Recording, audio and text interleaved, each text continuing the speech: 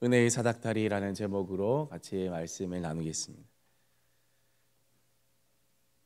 오늘 요한복음 1장 51절 말씀의 배경이 되는 본문은 창세기 32장 말씀인데요. 야곱의 이야기입니다. 야곱이 이제 형의 눈을 피해 삼촌 라반의 집으로 도망가는 길에서 광야에서 돌베개를 베고 이렇게 잠을 자다가 꿈을 꾸게 됩니다. 그리고 하늘에서 사닥다리가 내려와서 천사들이 오르락 내리락 하는 것을 야곱이 보게 되었습니다.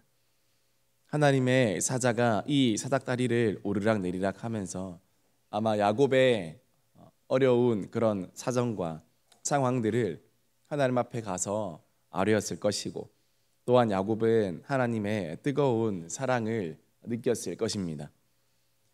이 사닥다리를 통하여서 하나님의 긍휼과 자비와 보호하심이 내려오는 것을 야곱은 느꼈을 것입니다.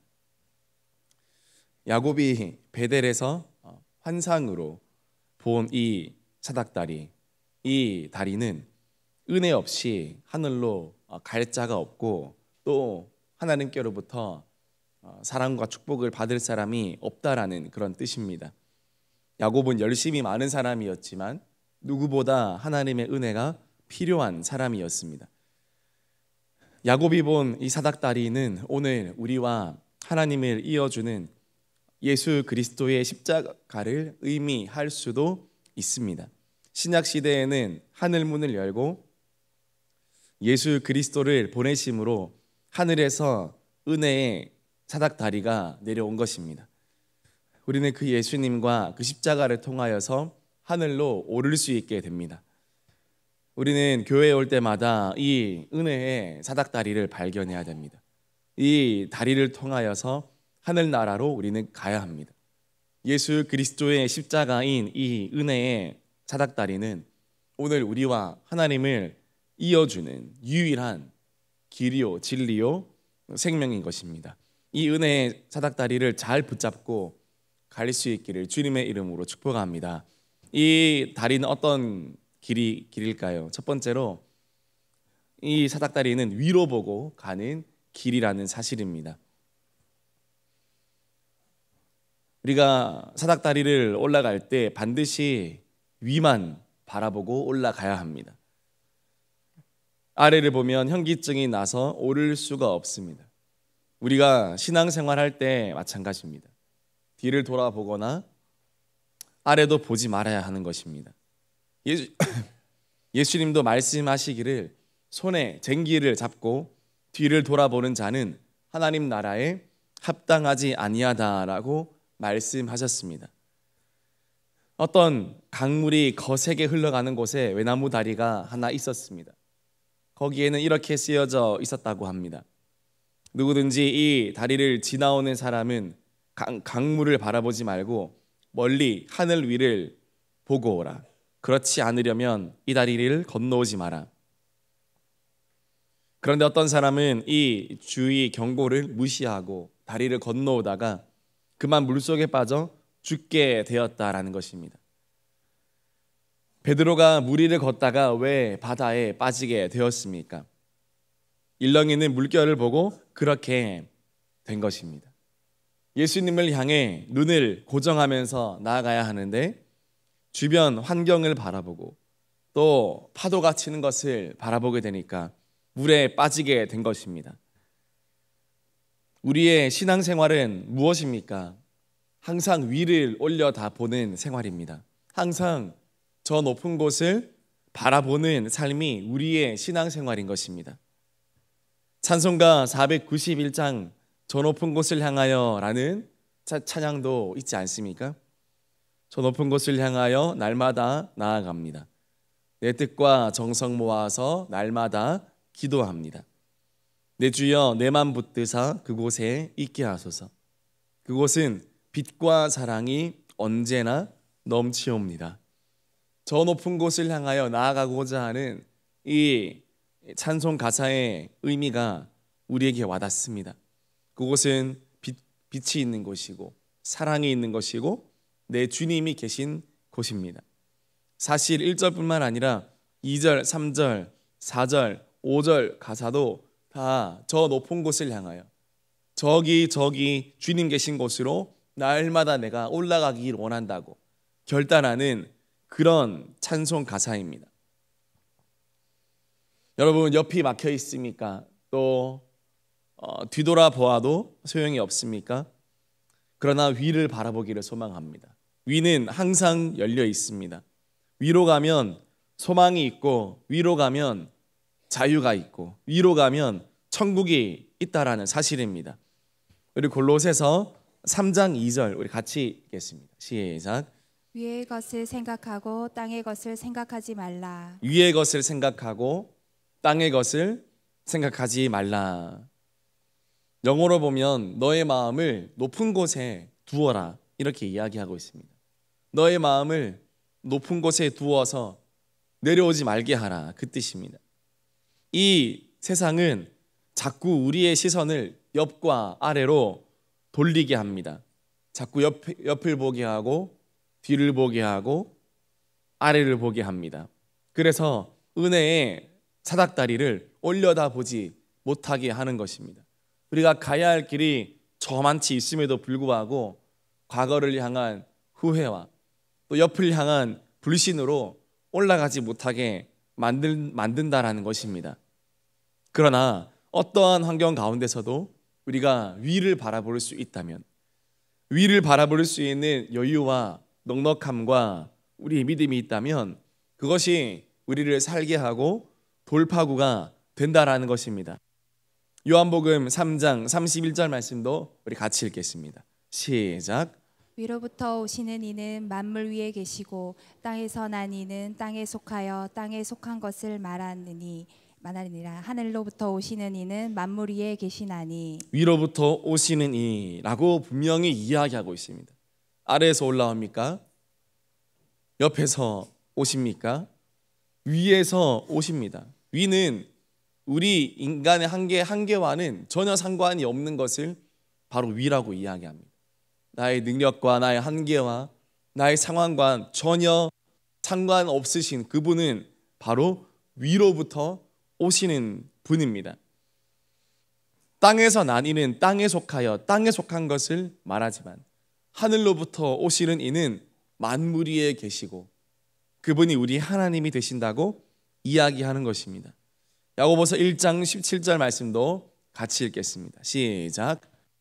좋은 은사와 온전한 선물이 다 위로부터 빛들의 아버지께로부터 내려오나니 그는 변함도 없으시고 회전하는 그림자도 없으시니라. 아멘. 온갖 좋은 은사와 온전한 선물이 다 위로부터 오게 됩니다.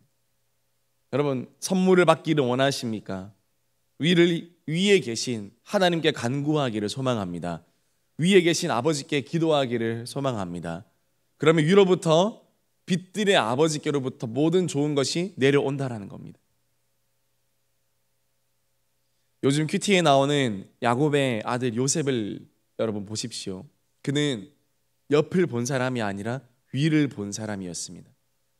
요셉이 옆을 봤다면, 그리고 뒤를 돌아봤다면 그의 인생은 아마도 원망과 좌절과 분노로 인해 망쳐지게 되었을 것입니다.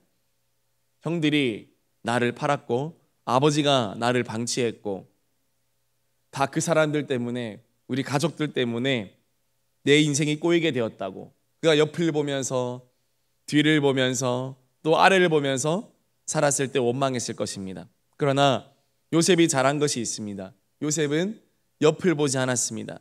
그는 뒤를 돌아보며 한탄하지도 않았습니다. 내가 왜 형들에게 잘해주지 못했을까? 내가 왜 그렇게 살았을까?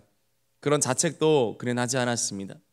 그는 하나님의 섭리를 믿었습니다. 요셉은 위를 바라보았습니다.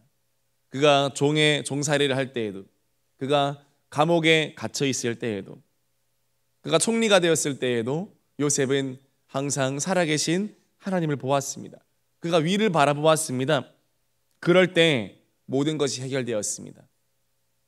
오해가 풀려지고 이해가 되고 판단이 아니라 분별이 되기 시작하고, 그리고 상처가 사명이 되기 시작하고 옆이 아닌 뒤가 아닌 위를 바라보았을 때, 하나님을 바라보았을 때 그는 하나님의 선하심을 믿을 수 있게 되었습니다.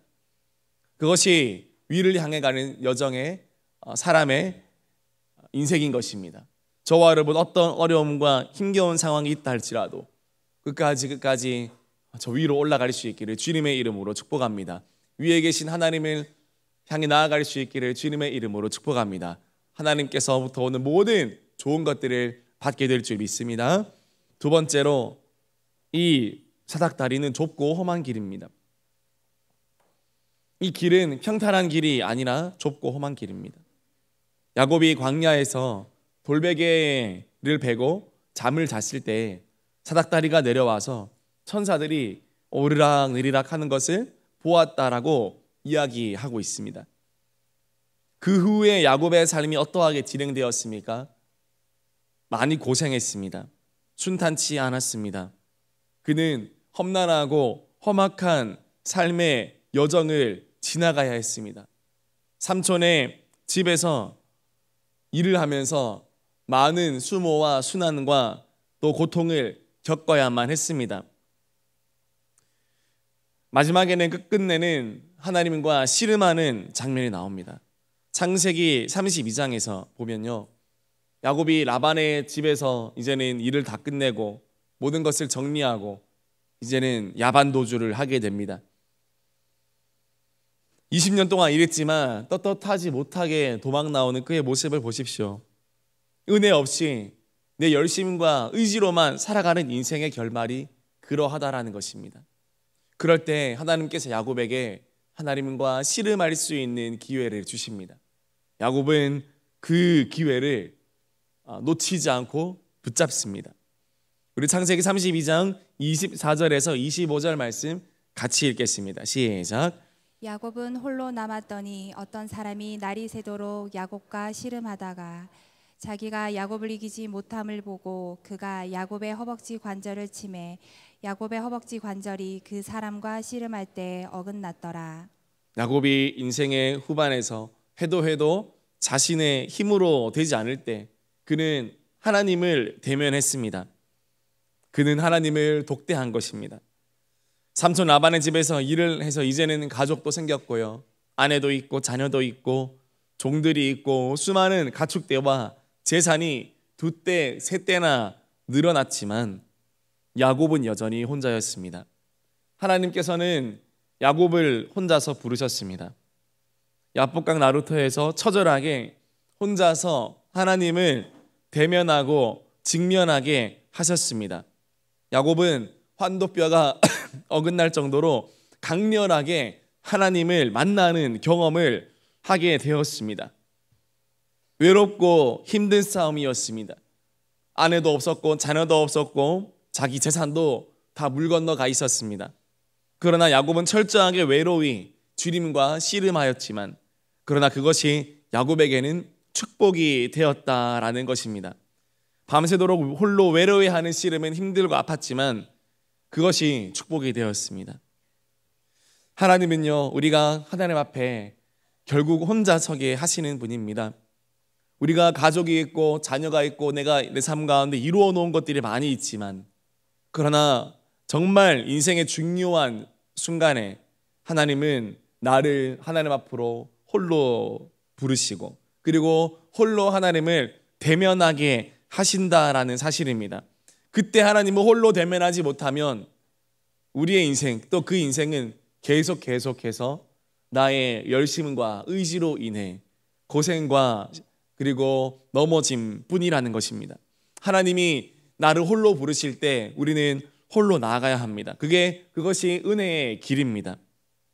우리가 친구들과 가족들과 또 동역자들의 도움을 받을 때도 있지만 어느 시점에서는 우리는 꼭 하나님 앞에 홀로 서야 합니다.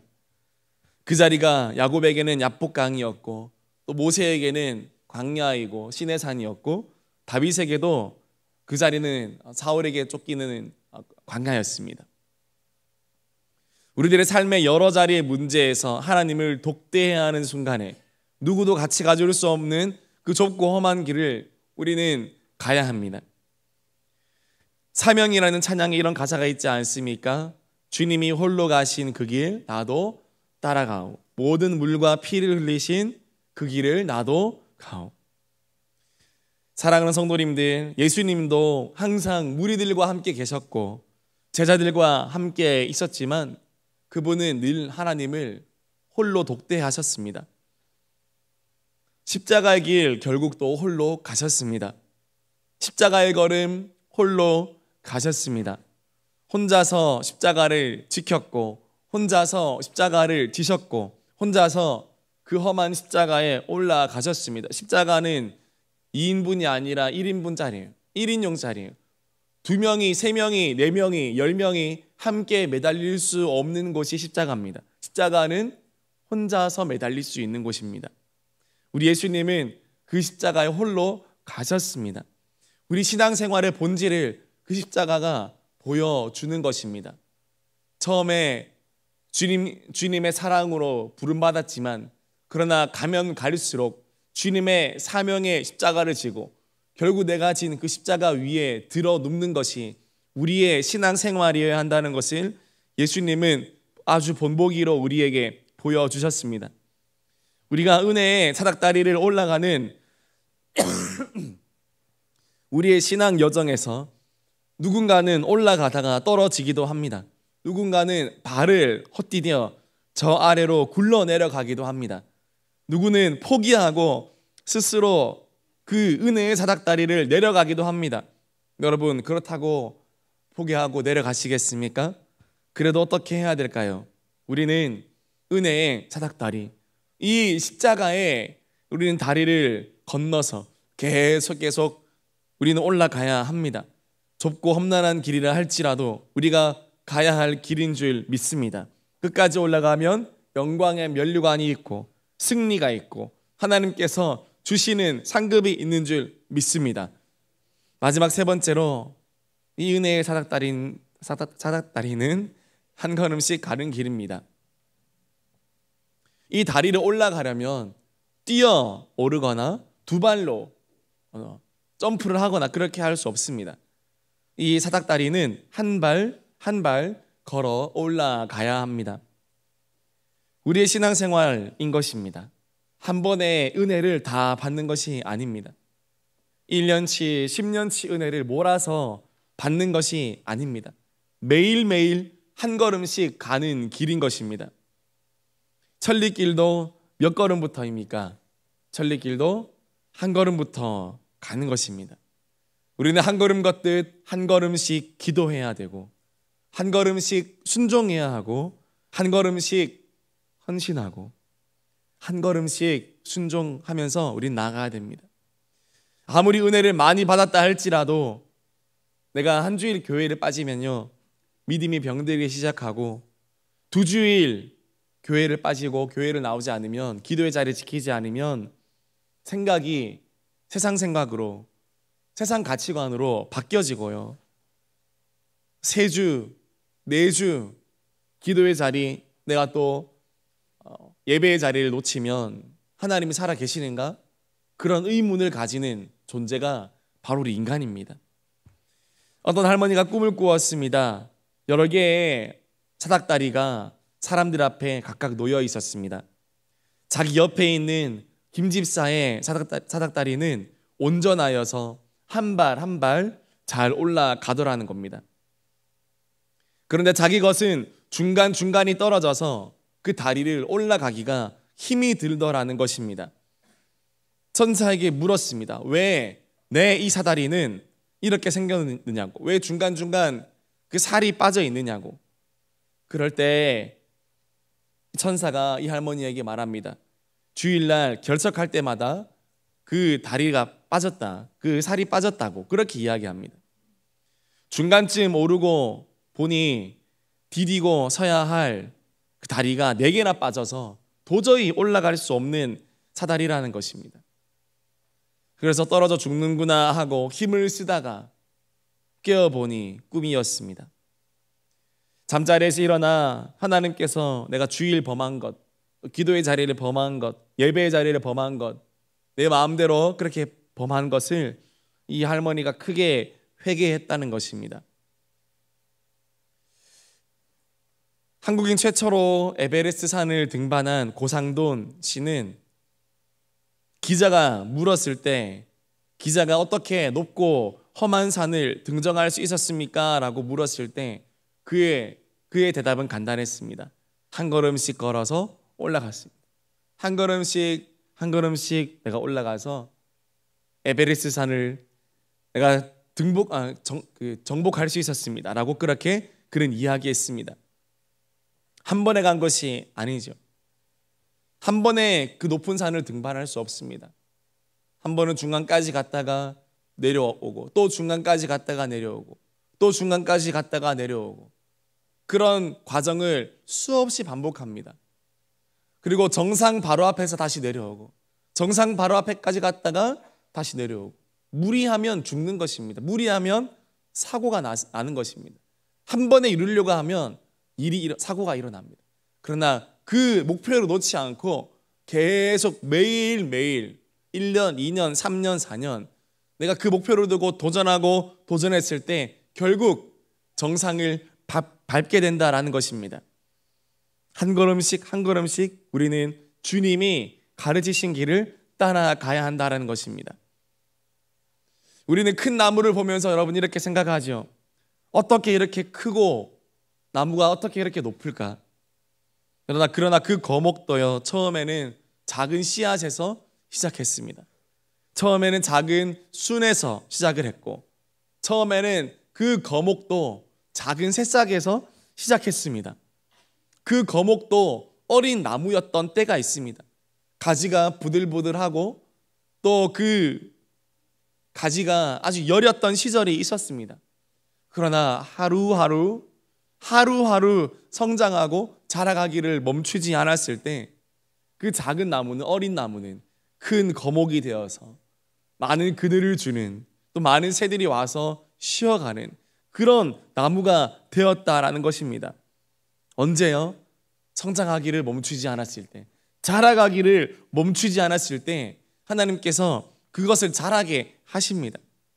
사랑하는 우리 성도님들, 저기 멀리 있는 저 정상이, 저기 멀리 있는 저 과업이 너무나 크고 너무나 놀랍게 여겨져서 내가 감당할 수 없게 느껴지십니까?